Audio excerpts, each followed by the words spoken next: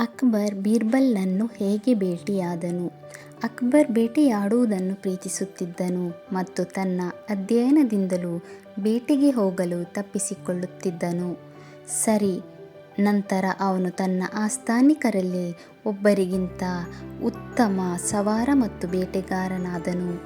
ಒಂದು ದಿನ ಅಕ್ಬರ್ ಬೇಟೆಗೆ ಹೋದಾಗ ಅವನು ಮತ್ತು ಅವನ ಕೆಲವು ಆಸ್ಥಾನಿಕರು ಎಷ್ಟು ವೇಗವಾಗಿ ಹೋದರೆಂದರೆ ಅವರು ಇತರರನ್ನು ಬಿಟ್ಟು ಹೋದರು. ಸಂಜೆಯಾಗುತ್ತಿದ್ದಂತೆ ಪ್ರತಿಯೊಬ್ಬರೂ ತುಂಬ ಹಸಿವು ಮತ್ತು ಬಾಯಾರಿಕೆಗೆ ಒಳಗಾದರು. ಅವರು ದಾರಿ ತಪ್ಪಿರುವುದನ್ನು ಕಂಡುಕೊಂಡರು ಮತ್ತು ಈಗ ಎಲ್ಲಿಗೆ ಹೋಗಬೇಕೆಂದು ತಿಳಿದಿಲ್ಲ. ಕೊನೆಗೆ ಅವರು 3 ರಸ್ತೆಗಳ ಜಂಕ್ಷನ್ಗೆ ಬಂದರು. ರಾಜನು ಈಗ ಈ ರಸ್ತೆಗಳಲ್ಲಿ ಒಂದರ ಮೂಲಕ ತನ್ನ ರಾಜಧಾನಿಯನ್ನು ತಲುಪಬಹುದಾದ ರಸ್ತೆಗಳನ್ನು ನೋಡಿ ತುಂಬ ಸಂತೋಷಪಟ್ಟನು. ಆದರೆ ಯಾವ ರಸ್ತೆಯು ತನ್ನ ರಾಜಧಾನಿಯಾದ ಆಗ್ರಾಕ್ಕೆ ಹೋಗಬೇಕು? ಅವರೆಲ್ಲರೂ ಅದರ ಬಗ್ಗೆ ಯೋಚಿಸುತ್ತಿದ್ದರು ಮತ್ತು ಅದನ್ನು ನಿರ್ಧರಿಸಲು ಸಾಧ್ಯವಾಗಲಿಲ್ಲ. ಅಷ್ಟರಲ್ಲಿ ಒಂದು ದಾರಿಯಲ್ಲಿ ಒಬ್ಬ ಚಿಕ್ಕ ಹುಡುಗ ಬರುತ್ತಿರುವುದನ್ನು ಅವರು ನೋಡಿದರು. ಹುಡುಗನನ್ನು ಕರೆಸಲಾಯಿತು ಮತ್ತು ಅಕ್ಬರ್ ಅವನನ್ನು ಕೇಳಿದನು, ಹೇ ಚಿಕ್ಕ ಹುಡುಗ, ಆಗ್ರಾಕ್ಕೆ ಹೋಗುವ ರಸ್ತೆ ಯಾವುದು? ಹುಡುಗ ಮುಗುಳ್ನಕ್ಕು ಹೇಳಿದ, ಹುಜೂರ್, ರಸ್ತೆ ಚಲಿಸಲು ಸಾಧ್ಯವಿಲ್ಲ ಎಂದು ಎಲ್ಲರಿಗೂ ತಿಳಿದಿದೆ. ಆದ್ದರಿಂದ ಈ ರಸ್ತೆಗಳು ಆಗ್ರಾ ಅಥವಾ ಬೇರೆಡೆಗೆ ಹೇಗೆ ಹೋಗಬಹುದು? ಮತ್ತು ತನ್ನದೇ ಆದ ತಮಾಷೆಯನ್ನು ನೋಡಿ ನಕ್ಕನು. ಎಲ್ಲರೂ ಮೌನವಾಗಿದ್ದರು, ಒಂದು ಮಾತನ್ನೂ ಆಡಲಿಲ್ಲ. ಹುಡುಗ ಮತ್ತೆ ಹೇಳಿದನು, ಜನರು ಪ್ರಯಾಣಿಸುತ್ತಾರೆ, ರಸ್ತೆಗಳಲ್ಲ. ಹೌದಾ? ಇದನ್ನು ಕೇಳಿ ಅಕ್ಬರನು ನಕ್ಕನು.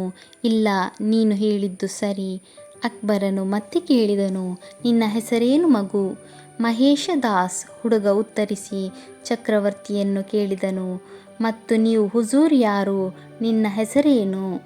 ಚಕ್ರವರ್ತಿ ತನ್ನ ಉಂಗುರವನ್ನು ಹೊರತೆಗೆದು ಹುಡುಗನಿಗೆ ಕೊಟ್ಟನು. ನೀವು ಹಿಂದೂಸ್ತಾನದ ರಾಜ ಅಕ್ಬರ್ ಅವರೊಂದಿಗೆ ಮಾತನಾಡುತ್ತಿದ್ದೀರಿ. ನಿಮ್ಮಂತಹ ನಿರ್ಭೀತ ಜನರು ನಮಗೆ ಬೇಕು. ನೀವು ನ್ಯಾಯಾಲಯಕ್ಕೆ ಬನ್ನಿ. ಈ ಉಂಗುರದೊಂದಿಗೆ ನಾನು ನಿಮ್ಮನ್ನು ತಕ್ಷಣ ಗುರುತಿಸುತ್ತೇನೆ. ಈಗ ಆಗ್ರಾಗೆ ಹೋಗುವ ಮಾರ್ಗವನ್ನು ಹೇಳಿ, ನಾವು ಬೇಗನೆ ಅಲ್ಲಿಗೆ ತಲುಪಬೇಕು.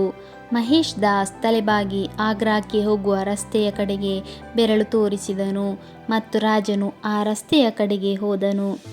ಚಕ್ರವರ್ತಿ ಅಕ್ಬರ್ ಭವಿಷ್ಯದ ಬೀರ್ಬಲ್ನನ್ನು ಭೇಟಿಯಾದದ್ದು ಹೀಗೆ. ಬಾವಿ ವಿವಾದ. ಒಮ್ಮೆ ರಾಜ ಅಕ್ಬರನ ಆಸ್ಥಾನದಲ್ಲಿ ದೂರು ಇತ್ತು. ತಮ್ಮ ತೋಟವನ್ನು ಹಂಚಿಕೊಂಡ ಇಬ್ಬರು ನೆರೆಹೊರೆಯವರು ಇದ್ದರು. ಆ ತೋಟದಲ್ಲಿ ಇಕ್ಬಾಲ್ ಖಾನ್ ಹೊಂದಿದ್ದ ಒಂದು ಬಾವಿ ಇತ್ತು. ರೈತನಾಗಿದ್ದ ಅವನ ನೆರೆಹೊರೆಯವರು ನೀರಾವರಿ ಉದ್ದೇಶಕ್ಕಾಗಿ ಬಾವಿಯನ್ನು ಖರೀದಿಸಲು ಬಯಸಿದ್ದರು. ಆದ್ದರಿಂದ ಅವರು ತಮ್ಮ ನಡುವೆ ಒಪ್ಪಂದಕ್ಕೆ ಸಹಿ ಹಾಕಿದರು. ಅದರ ನಂತರ ರೈತನು ಬಾವಿಯನ್ನು ಹೊಂದಿದ್ದನು. ಬಾವಿಯನ್ನು ರೈತನಿಗೆ ಮಾರಾಟ ಮಾಡಿದ ನಂತರವೂ ಇಕ್ಬಾಲ್ ಬಾವಿಯಿಂದ ನೀರು ತರುತ್ತಲೇ ಇದ್ದರು. ಇದರಿಂದ ಕೋಪಗೊಂಡ ರೈತ ರಾಜ ಅಕ್ಬರನಿಂದ ನ್ಯಾಯ ಪಡೆಯಲು ಬಂದಿದ್ದನು. ರಾಜನಾದ ಅಕ್ಬರ್ ಬಾವಿಯನ್ನು ರೈತನಿಗೆ ಮಾರಾಟ ಮಾಡಿದ ನಂತರವೂ ನೀರನ್ನು ತರಲು ಕಾರಣವೇನೆಂದು ಇಕ್ಬಾಲನನ್ನು ಕೇಳಿದನು. ಇಕ್ಬಾಲ್ ತಾನು ಬಾವಿಯನ್ನು ಮಾತ್ರ ರೈತನಿಗೆ ಮಾರಾಟ ಮಾಡಿದ್ದೇನೆಯೇ ಹೊರತು ಅದರೊಳಗಿನ ನೀರನ್ನು ಮಾರಾಟ ಮಾಡಿಲ್ಲ ಎಂದು ಉತ್ತರಿಸಿದನು. ರಾಜ ಅಕ್ಬರ್ ವಿವಾದವನ್ನು ಪರಿಹರಿಸಲು ನ್ಯಾಯಾಲಯದಲ್ಲಿ ಹಾಜರಿದ್ದ ರಾಜ ಬೀರ್ಬಲ್ ಅವರನ್ನು ಬಯಸಿದ್ದರು. ಬೀರ್ಬಲ್ ಮುಂದೆ ಬಂದು ಪರಿಹಾರವನ್ನು ನೀಡಿದನು. ಇಕ್ಬಾಲ್, ನೀನು ರೈತನಿಗೆ ಬಾವಿಯನ್ನು ಮಾತ್ರ ಮಾರಾಟ ಮಾಡಿದ್ದೀರಿ ಎಂದು ಹೇಳುತ್ತೀರಿ ಮತ್ತು ನೀರು ನಿಮ್ಮದು ಎಂದು ನೀವು ಹೇಳಿಕೊಳ್ಳುತ್ತೀರಿ. ಹಾಗಾದರೆ ಬಾಡಿಗೆ ಪಾವತಿಸದೆ ನಿಮ್ಮ ನೀರನ್ನು ಇನ್ನೊಬ್ಬರ ಬಾವಿಯೊಳಗೆ ಇಡಲು ಹೇಗೆ ಸಾಧ್ಯ ಎಂದು ಪ್ರಶ್ನಿಸುತ್ತಾನೆ. ಹೀಗೆ ಇಕ್ಬಾಲ್ನ ಕುತಂತ್ರವನ್ನು ಒಂದು ಟ್ರಿಕ್ ರೀತಿಯಲ್ಲಿ ಎದುರಿಸಲಾಯಿತು. ರೈತನಿಗೆ ನ್ಯಾಯ ದೊರೆಯಿತು ಮತ್ತು ಬೀರ್ಬಲ್ನಿಗೆ ಸಾಕಷ್ಟು ಪ್ರತಿಫಲ ದೊರೆಯಿತು. ಅಕ್ಬರನ ದರ್ಬಾರ್. ಅಕ್ಬರನ ದರ್ಬಾರ್ನಲ್ಲಿ ಎಂದಿನಂತೆ ಬಹಳಷ್ಟು ಜನರು ಹಾಜರಿದ್ದರು. ಪ್ರಸಿದ್ಧ ಜ್ಯೋತಿಷಿಯೊಬ್ಬರು ದೂರದ ದೇಶದಿಂದ ಬಂದಿದ್ದರು. ಅವರು ಸೌರವ್ಯೂಹ ಮತ್ತು ಭೂಮಿಯ ಆಕಾರದ ಬಗ್ಗೆ ಮಾತನಾಡುತ್ತಿದ್ದರು. ಒಂದು ಹಂತದಲ್ಲಿ ಅಕ್ಬರನು ಹೇಳಿದನು, ಭೂಮಿಯು ದುಂಡಾಗಿದ್ದರೆ ಮತ್ತು ಒಬ್ಬನು ಒಂದು ದಿಕ್ಕಿನ ಕಡೆಗೆ ಪ್ರಯಾಣಿಸಿದರೆ ಅವನು ಪ್ರಯಾಣವನ್ನು ಪ್ರಾರಂಭಿಸಿದ ಸ್ಥಳದಿಂದ ಅದೇ ಸ್ಥಳಕ್ಕೆ ಹಿಂದಿರುಗುತ್ತಾನೆ. ಸೈದ್ಧಾಂತಿಕವಾಗಿ ಅದು ಸರಿಯಾಗಿದೆ ಎಂದು ಜ್ಯೋತಿಷಿ ಹೇಳಿದರು. ನಿಜ ಜೀವನದಲ್ಲಿ ಏಕೆ ಮಾಡಬಾರದು? ರಾಜನು ಕೇಳಿದನು. ಮಾರ್ಗವನ್ನು ನೇರವಾಗಿಡಲು ಒಬ್ಬರು ಸಾಗರಗಳು, ಪರ್ವತಗಳು ಮತ್ತು ಕಾಡುಗಳನ್ನು ದಾಟಬೇಕು ಎಂದು ಜ್ಯೋತಿಷಿ ಹೇಳಿದರು. ಸಾಗರಗಳ ಮೂಲಕ ಪ್ರಯಾಣಿಸಿ, ಪರ್ವತಗಳಲ್ಲಿ ಸುರಂಗಗಳನ್ನು ಮಾಡಿ ಮತ್ತು ಕಾಡುಗಳನ್ನು ದಾಟಲು ಆನೆಗಳನ್ನು ಬಳಸಿ ಅಕ್ಬರನು ಇದಕ್ಕೆ ಪರಿಹಾರವನ್ನು ಕಂಡುಹಿಡಿದನು. ಆದರೂ ಅದು ಅಸಾಧ್ಯ ಎಂದು ಜ್ಯೋತಿಷಿ ಹೇಳಿದರು. ಯಾಕೆ ಎಂದು ಅಕ್ಬರ್ ಪ್ರಶ್ನಿಸಿದರು. ಇಡೀ ಪ್ರಯಾಣವನ್ನು ಪೂರ್ಣಗೊಳಿಸಲು ವರ್ಷಗಳು ಬೇಕಾಗಬಹುದು ಎಂದು ಜ್ಯೋತಿಷಿ ಹೇಳಿದರು. ವರ್ಷಗಳು ಎಷ್ಟು ಎಂದು ಅಕ್ಬರನು ಕೇಳಿದನು. ನನಗೆ ಗೊತ್ತಿಲ್ಲ, 100 ವರ್ಷ ಅಥವಾ ಅದಕ್ಕಿಂತ ಹೆಚ್ಚು ಇರಬಹುದು ಎಂದು ಜ್ಯೋತಿಷಿ ಹೇಳಿದರು. ಚಿಂತಿಸಬೇಡಿ, ನಾನು ನನ್ನ ಮಂತ್ರಿಗಳನ್ನು ಕೇಳುತ್ತೇನೆ, ಎಲ್ಲದಕ್ಕೂ ಅವರ ಬಳಿ ಉತ್ತರವಿದೆ ಎಂದು ಅಕ್ಬರ್ ಮಂತ್ರಿಗಳನ್ನು ನೋಡಿದನು. ಸುಮಾರು 25 ವರ್ಷಗಳು, 50 ವರ್ಷಗಳು ಅಥವಾ ಅದಕ್ಕಿಂತ ಕಡಿಮೆ, 80 ದಿನಗಳು. ಬೀರ್ಬಲ್, ನೀವು ಏಕೆ ಒಂದೂ ಮಾತನ್ನು ಆಡಲಿಲ್ಲ ಎಂದು ಲೆಕ್ಕ ಹಾಕುವುದು ಅಸಾಧ್ಯ ಎಂದು ರಾಜನು ಬೀರ್ಬಲ್ನ ಮೌನಕ್ಕೆ ಆಶ್ಚರ್ಯವನ್ನು ತೋರಿಸಿದನು. ನಾನು ಭೂಮಿಯನ್ನು ಸುತ್ತಲು ಬೇಕಾದ ಸಮಯವನ್ನು ಲೆಕ್ಕ ಹಾಕುತ್ತಿದ್ದೆ ಎಂದು ಬೀರ್ಬಲ್ ವಿವರಿಸಿದರು. ಮತ್ತು ನಿಮಗೆ ಉತ್ತರ ಸಿಕ್ಕಿದೆಯೇ? ರಾಜನು ಕೇಳಿದನು. ಖಂಡಿತ, ಬೀರ್ಬಲ್ ಹೇಳಿದರು. ಇದು ಕೇವಲ 1 ದಿನ ತೆಗೆದುಕೊಳ್ಳುತ್ತದೆ. ಒಂದೇ ದಿನ? ಬೀರ್ಬಲ್, ಇದು ಅಸಾಧ್ಯ. ನಮ್ಮ ದೇಶವನ್ನು ದಾಟಲು 1 ದಿನಕ್ಕಿಂತ ಹೆಚ್ಚು ಸಮಯ ತೆಗೆದುಕೊಳ್ಳುತ್ತದೆ ಎಂದು ಅಕ್ಬರ್ ಹೇಳಿದರು. ಇದು ಸಾಧ್ಯ, ನೀವು ಸೂರ್ಯನ ವೇಗದಲ್ಲಿ ಪ್ರಯಾಣಿಸಿದರೆ ಎಂದು ಬೀರ್ಬಲ್ ನಸುನಗುತ್ತಾ ಹೇಳಿದರು. ನಿಜವಾದ ರಾಜ. ಇರಾನ್ನ ರಾಜನು ಬೀರ್ಬಲ್ ಪೂರ್ವದ ಅತ್ಯಂತ ಬುದ್ಧಿವಂತ ವ್ಯಕ್ತಿಗಳಲ್ಲಿ ಒಬ್ಬನೆಂದು ಕೇಳಿದ್ದನು ಮತ್ತು ಅವನನ್ನು ಭೇಟಿಯಾಗಲು ಬಯಸಿ ತನ್ನ ದೇಶಕ್ಕೆ ಭೇಟಿ ನೀಡುವಂತೆ ಆಹ್ವಾನವನ್ನು ಕಳುಹಿಸಿದ್ದನು. ಕಾಲಕ್ರಮೇಣ ಬೀರ್ಬಲ್ ಇರಾನ್ ತಲುಪಿದ. ಅವನು ಅರಮನೆಯನ್ನು ಪ್ರವೇಶಿಸಿದಾಗ ಅಲ್ಲಿ ಒಬ್ಬರಲ್ಲ 6 ರಾಜರು ಕುಳಿತಿರುವುದನ್ನು ಕಂಡು ಅವನು ಆಶ್ಚರ್ಯಚಕಿತನಾದನು. ಎಲ್ಲರೂ ಒಂದೇ ರೀತಿ ಕಾಣುತ್ತಿದ್ದರು. ಎಲ್ಲರೂ ರಾಜನ ವೇಷ ಧರಿಸಿದ್ದರು. ನಿಜವಾದ ರಾಜ ಯಾರು? ಮರುಕ್ಷಣವೇ ಅವನಿಗೆ ಉತ್ತರ ಸಿಕ್ಕಿತು. ಆತ್ಮವಿಶ್ವಾಸದಿಂದ ಅವನು ರಾಜನ ಬಳಿಗೆ ಬಂದು ಅವನಿಗೆ ನಮಸ್ಕರಿಸಿದನು. ಆದರೆ ನೀವು ನನ್ನನ್ನು ಹೇಗೆ ಗುರುತಿಸಿದ್ದೀರಿ? ರಾಜನು ಗೊಂದಲದಿಂದ ಕೇಳಿದನು. ಬೀರ್ಬಲ್ ಮುಗುಳ್ನಕ್ಕು ವಿವರಿಸಿದನು. ಸುಳ್ಳು ರಾಜರೆಲ್ಲರೂ ನಿಮ್ಮನ್ನು ನೋಡುತ್ತಿದ್ದರೆ ನೀವೇ ನೇರವಾಗಿ ಮುಂದೆ ನೋಡುತ್ತಿದ್ದೀರಿ. ರಾಜಮನೆತನದ ಉಡುಪನ್ನು ಧರಿಸಿದ್ದರೂ ಸಹ ಸಾಮಾನ್ಯ ಜನರು ಯಾವಾಗಲೂ ಬೆಂಬಲಕ್ಕಾಗಿ ತಮ್ಮ ರಾಜನನ್ನು ನೋಡುತ್ತಾರೆ. ತುಂಬ ಸಂತೋಷಗೊಂಡ ರಾಜನು ಬೀರ್ಬಲ್ನನ್ನು ಅಪ್ಪಿಕೊಂಡನು ಮತ್ತು ಅವನಿಗೆ ಉಡುಗೊರೆಗಳನ್ನು ನೀಡಿದನು. ಅಕ್ಬರನ 9 ರತ್ನಗಳು. 1. ಅಬುಲ್ ಫಜಲ್ ಅಕ್ಬರನ ಆಳ್ವಿಕೆಯ ಇತಿಹಾಸಕಾರನಾಗಿದ್ದನು. ಅವನು ಅಕ್ಬರ್ನಾಮಾ ಎಂಬ ಜೀವನ ಚರಿತ್ರೆಯನ್ನು ಬರೆದಿದ್ದಾನೆ. ಅಬುಲ್ ಫಜಲ್ 7 ವರ್ಷಗಳ ಕಾಲ ಇತಿಹಾಸವನ್ನು ಸೂಕ್ಷ್ಮವಾಗಿ ದಾಖಲಿಸಿದ್ದಾರೆ. 3 ಸಂಪುಟಗಳಲ್ಲಿ 3ನೇ ಸಂಪುಟವನ್ನು ಐನ್-ಇ-ಅಕ್ಬರಿ ಎಂದು ಕರೆಯಲಾಗುತ್ತದೆ ಮತ್ತು ಬೈಬಲಿನ ಪರ್ಷಿಯನ್ ಭಾಷಾಂತರವಾಗಿದೆ. ಅವರು ಚಕ್ರವರ್ತಿ ಅಕ್ಬರನ ಕವಿ ಪ್ರಶಸ್ತಿ ವಿಜೇತ ಫೈಜಿಯ ಸಹೋದರರಾಗಿದ್ದರು. ಫೈಜಿ ಅಬುಲ್ ಫಜಲ್ ಅವರ ಸಹೋದರ. ಅವರು ಸುಂದರವಾದ ಕವಿತೆಗಳನ್ನು ರಚಿಸಿದ ಕವಿ. ಅವರ ತಂದೆ ಮುಬಾರಕ್ ನಾಗೋರಿ ಗ್ರೀಸ್ನ ತತ್ವಶಾಸ್ತ್ರ ಮತ್ತು ಸಾಹಿತ್ಯ ಮತ್ತು ಇಸ್ಲಾಮಿಕ್ ದೇವತಾಶಾಸ್ತ್ರದಲ್ಲಿ ವಿದ್ವಾಂಸರಾಗಿದ್ದರು. ಮಿಯಾ ತಾನ್ಸೇನನು ರಾಜ ಅಕ್ಬರನ ಗಾಯಕನಾಗಿದ್ದನು. 1595ರಲ್ಲಿ ತನ್ನಾ ಮಿಶ್ರಾ ಎಂಬ ಹಿಂದೂ ಬ್ರಾಹ್ಮಣನಾಗಿ ಜನಿಸಿದನು. ಅವನು ಸ್ವತಃ ಕವಿಯಾಗಿದ್ದನು.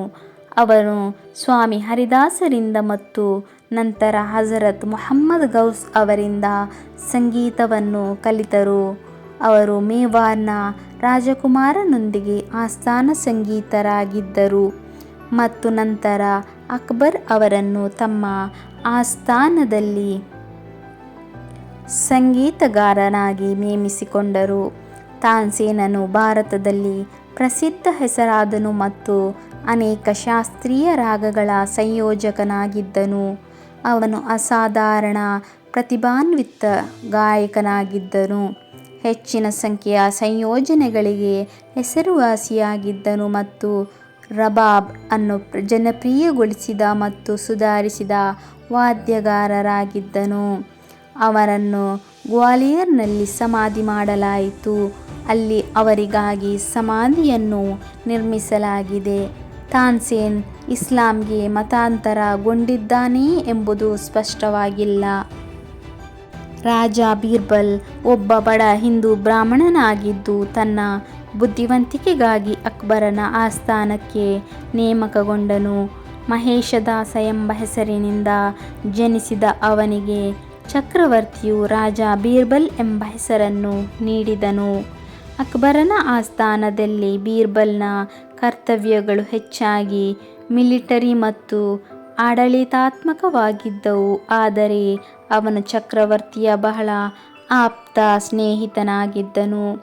ಅವನ ಬುದ್ಧಿವಂತಿಕೆ ಮತ್ತು ಹಾಸ್ಯಕ್ಕಾಗಿ ಬೀರ್ಬಲ್ನನ್ನು ಹೆಚ್ಚು ಇಷ್ಟಪಡುತ್ತಿದ್ದನು. ರಾಜ ಮತ್ತು ಅವನ ಮಂತ್ರಿಯ ನಡುವಿನ ವಿನಿಮಯಗಳು ಮತ್ತು ಸಂವಹನಗಳು, ಅನೇಕ ಹಾಸ್ಯಮಯ ಕಥೆಗಳು ಇಂದು ಜನಪ್ರಿಯವಾಗಿದೆ. ಬೀರ್ಬಲ್ ಒಬ್ಬ ಕವಿಯೂ ಆಗಿದ್ದರು ಮತ್ತು ಬ್ರಹ್ಮ ಎಂಬ ಕಾವ್ಯನಾಮದಲ್ಲಿ ಅವರ ಸಂಗ್ರಹಗಳನ್ನು ಭರತ್ಪುರ ವಸ್ತುಸಂಗ್ರಹಾಲಯದಲ್ಲಿ ಸಂರಕ್ಷಿಸಲಾಗಿದೆ. ವಾಯವ್ಯ ಭಾರತದ ಅಫ್ಘಾನಿ ಬುಡಕಟ್ಟು ಜನಾಂಗದ ಅಶಾಂತಿಯನ್ನು ಶಮನಗೊಳಿಸುವ ಪ್ರಯತ್ನದಲ್ಲಿ ರಾಜ ಬೀರ್ಬಲ್ ಯುದ್ಧದಲ್ಲಿ ನಿಧನರಾದರು. ರಾಜ ತೋದರ್ಮಲ್ ಒಬ್ಬ ಹಿಂದೂ ಖತ್ರಿ ಕಾಯಸ್ಥನಾಗಿದ್ದನು ಮತ್ತು ಅಕ್ಬರ್ನ ಹಣಕಾಸು ಮಂತ್ರಿಯಾಗಿದ್ದನು. ಅವನು 1583ರಿಂದ ರಾಜ್ಯದ ಕಂದಾಯ ವ್ಯವಸ್ಥೆಯನ್ನು ಕೂಲಂಕಷವಾಗಿ ಪರಿಶೀಲಿಸಿದನು. ಅವನು ಪ್ರಮಾಣಿತ ತೂಕಗಳು ಮತ್ತು ಅಳತೆಗಳು, ಕಂದಾಯ ಜಿಲ್ಲೆಗಳು ಮತ್ತು ಅಧಿಕಾರಿಗಳನ್ನು ಪರಿಚಯಿಸಿದನು. ಕಂದಾಯ ಸಂಗ್ರಹಣೆಯಲ್ಲಿ ಅವನ ವ್ಯವಸ್ಥಿತ ವಿಧಾನವು ಭವಿಷ್ಯದ ಮೊಘಲರಿಗೆ ಮತ್ತು ಬ್ರಿಟಿಷರಿಗೆ ಮಾದರಿಯಾಯಿತು. ರಾಜ ತೋದರ್ಮಲ್ ಕೂಡ ಒಬ್ಬ ಯೋಧನಾಗಿದ್ದನು. ಬಂಗಾಳದಲ್ಲಿ ಅಫ್ಘಾನ್ ದಂಗೆಕೋರರನ್ನು ನಿಯಂತ್ರಿಸುವಲ್ಲಿ ಅಕ್ಬರನಿಗೆ ಸಹಾಯ ಮಾಡಿದನು. ತೋದರ್ಮಲ್ ಶೇರ್ ಷಾನ ಉದ್ಯೋಗದಲ್ಲಿ ತನ್ನ ಪರಿಣಿತಿಯನ್ನು ಬೆಳೆಸಿಕೊಂಡಿದ್ದನು.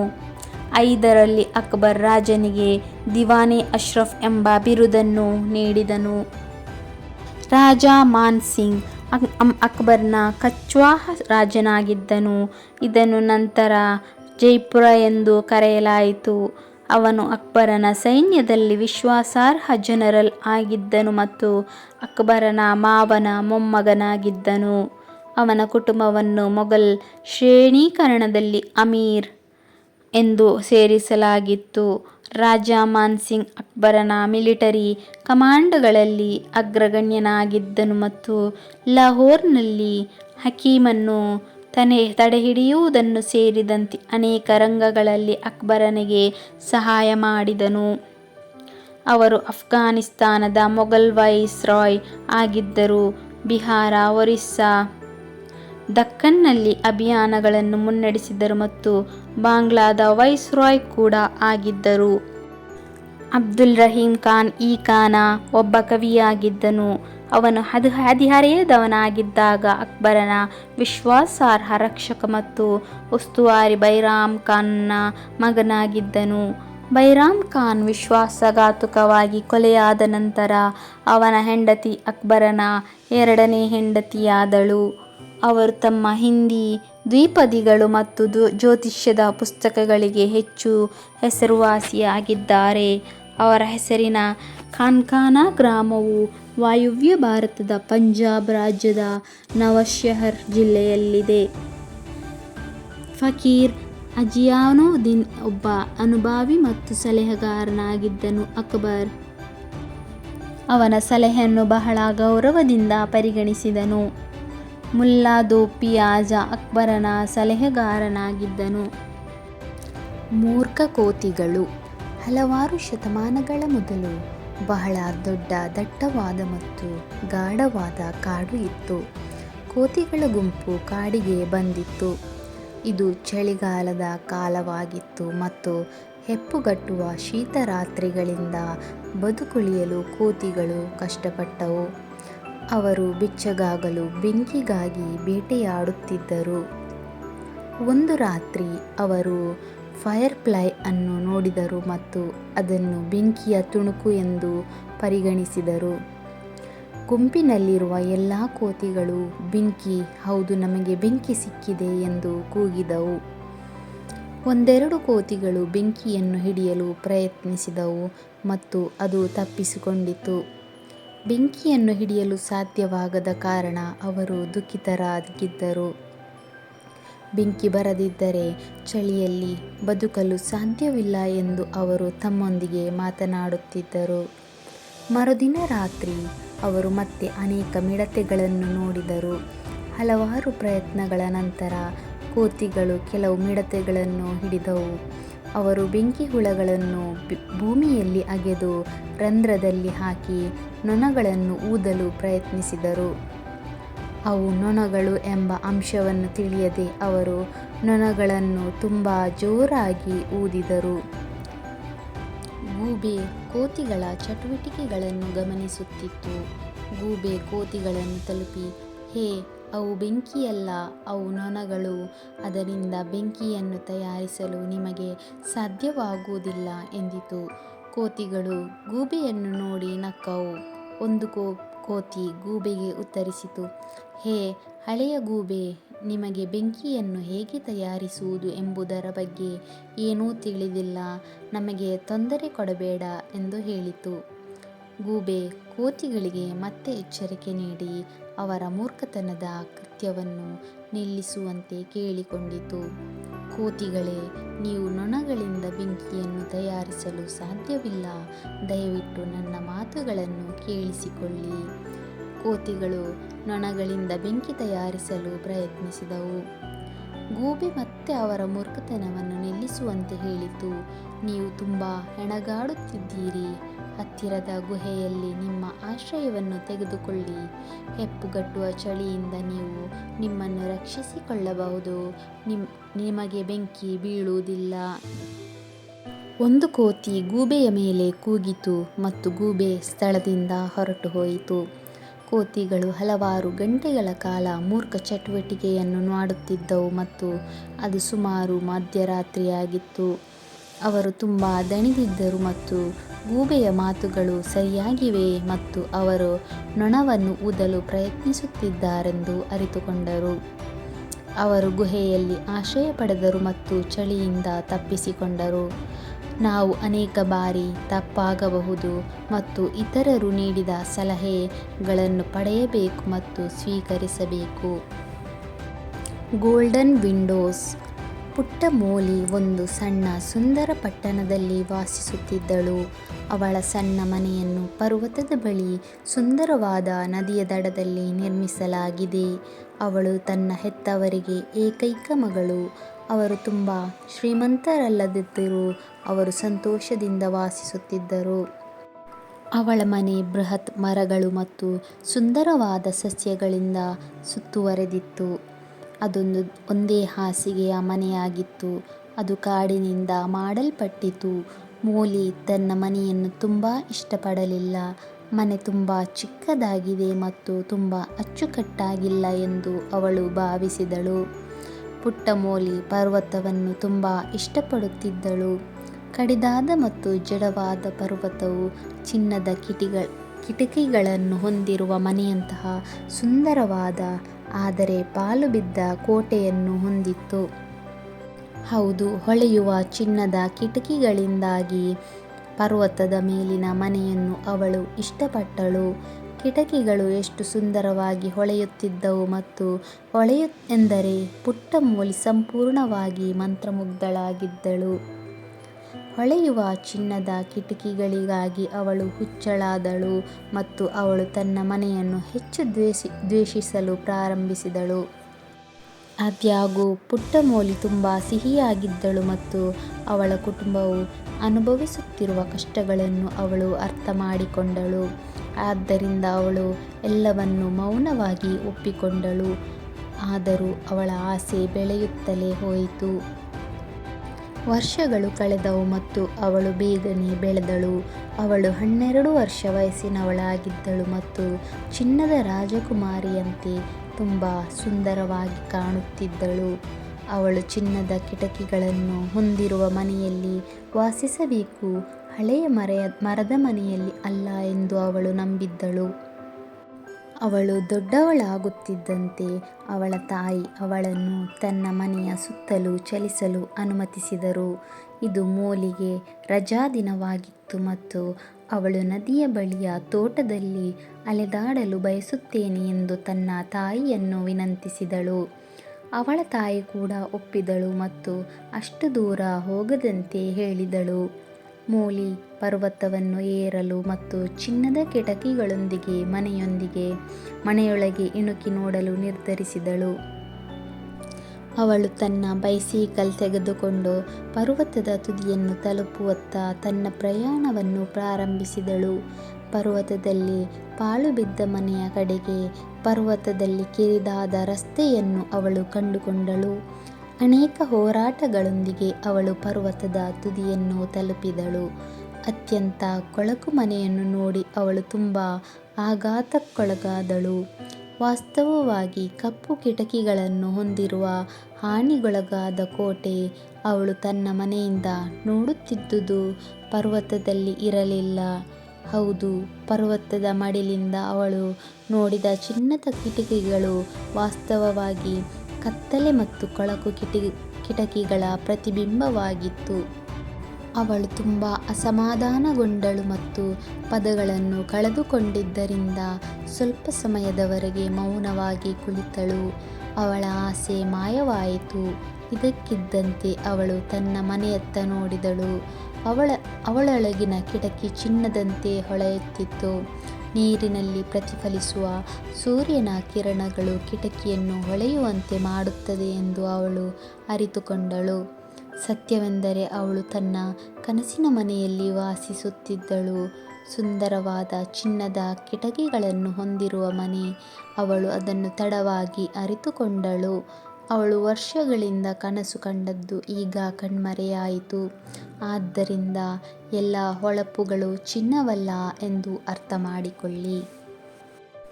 ಸಂತೋಷದ ರಹಸ್ಯ. ಒಂದಾನೊಂದು ಕಾಲದಲ್ಲಿ ಸಮುವೇಲ, ತಿಮೋಥೆಯ ಮತ್ತು ಕ್ಯಾಂಡರ್ಸ್ ಎಂಬ 3 ಸಹೋದರರಿದ್ದರು.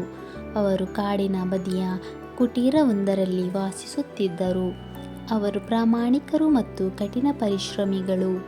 ಪ್ರತಿದಿನ ಅವರು ಮರವನ್ನು ಕತ್ತರಿಸಲು ಕಾಡಿಗೆ ಹೋಗುತ್ತಿದ್ದರು. ನಂತರ ಅವರು ಅದನ್ನು ಮಾರುಕಟ್ಟೆಯಲ್ಲಿ ಮಾರಾಟ ಮಾಡುತ್ತಿದ್ದರು. ಅಲ್ಲಿ ಅದು ಯೋಗ್ಯವಾದ ಬೆಲೆಯನ್ನು ಪಡೆಯುತ್ತದೆ. ಹೀಗಾಗಿ ಅವರ ಜೀವನವು ಈ ರೀತಿಯಲ್ಲಿ ಮುಂದುವರಿಯಿತು. ಆದಾಗ್ಯೂ ಸಹೋದರರು ಯಾವಾಗಲೂ ದುಃಖಿತರಾಗಿದ್ದರು ಮತ್ತು ಕೋಪಗೊಂಡಿದ್ದರು. ಅವರು ಉತ್ತಮ ಜೀವನವನ್ನು ನಡೆಸುತ್ತಿದ್ದರೂ ಅವರು ಅತೃಪ್ತರಾಗಿದ್ದರು.